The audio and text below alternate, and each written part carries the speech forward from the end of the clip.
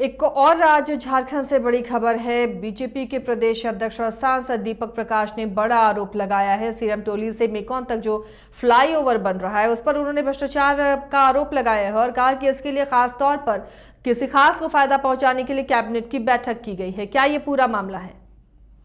बिल्कुल, देखिए, राजधानी रांची के कई हिस्सों में फ्लाईओवर का निर्माण का कार्य जो है जोरों पर है और इसमें सबसे महत्वपूर्ण जो है वो मेकॉन से लेकर के सीरम टोली चौक तक फ्लाईओवर का निर्माण कराया जा रहा है और विवाद यानी कि आरोप जो है इसी फ्लाईओवर को लेकर के लगाया गया।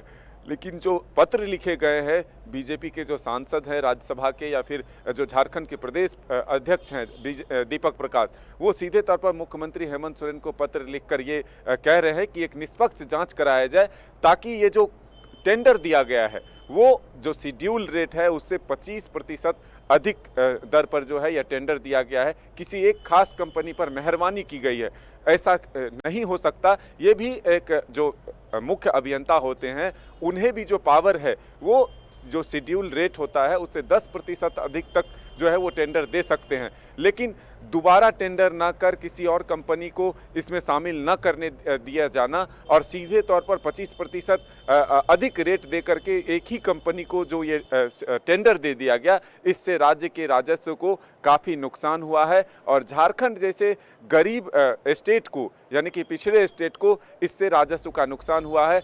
ऐसे में सरकार को निष्पक्ष रूप से जांच करानी होगी और जैसे ही 10% से अधिक शेड्यूल रेट पर टेंडर दिए जाते हैं तो उसके लिए कैबिनेट की स्वीकृति की आवश्यकता है, लेकिन कैबिनेट की भी स्वीकृति मिल जाती है तो इसमें सरकार की क्या सहभागिता है या फिर सरकार के संरक्षण से उस कंपनी को आगे बढ़ाने की कोशिश की गई है, आर्थिक लाभ पहुंचाने की कोशिश की गई है।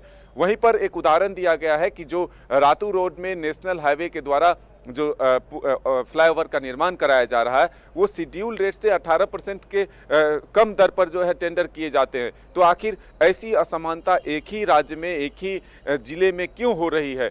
हम सब जानते हैं कि रांची या झारखंड में फ्लाईओवर के निर्माण से लोगों को काफ़ी राहत होगी, ये खुशी की बात है, लेकिन दीपक प्रकाश ने मुख्यमंत्री से कहा है कि राजस्व का ख्याल भी रखना हमारी भी जिम्मेदारी है और सरकार की भी जिम्मेदारी है। इसलिए हम सरकार को यह ध्यान दिलाते हैं कि इसकी एक निष्पक्ष जांच हो। कुछ दिनों पहले बाबूलाल मरांडी ने भी ये कहा था कि 100 करोड़ से अधिक का जो है यह टेंडर घोटाला होगा और आरोप सरकार पर लगा था कि 25% अधिक टेंडर जो दर है, जो शेड्यूल रेट है, उससे अधिक क्यों दिया गया, क्यों दूसरे कंपनी को भी टेंडर में शामिल नहीं किया गया?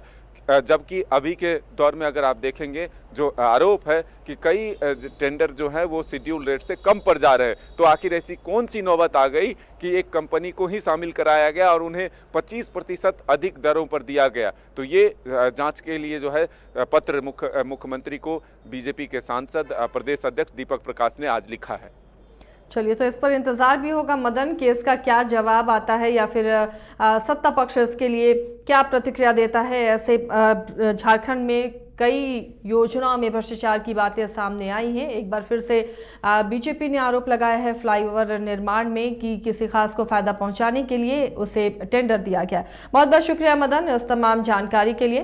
तो फिलहाल विशेष में इतना ही, लेकिन खबरों के लिए आप देखते रहिए न्यूज़ 22 को। 4 धामों में से एक रामेश्वर धाम सहित तिरुपति बालाजी, कन्याकुमारी, मदुरई मां मीनाक्षी देवी और श्री मल्लिकार्जुन ज्योतिर्लिंग का झारखंड में सबसे कम दर पर सब परिवार दर्शन लाभ का अनुपम अवसर। संपर्क करें मां कामाख्या धार्मिक रेल यात्रा, केसरी नर्सिंग होम, पहला तल्ला, पिस्का मोड़, रांची। वेलकम टू चाचा मामा दंगल। हास्य अदाकार संजय मिश्रा से गुजारिश है कि वह अखाड़े में कूदे और फुलटूस को ट्रॉफी से नवाजे। लगता है समाधि ले ली। अरे बुला रहे हैं। अरे बोल रहे हैं कि बुला लो। टॉप टेक सीमेंट, जो जोड़े तो छोड़े नहीं, मजबूती ही हमारी पहचान।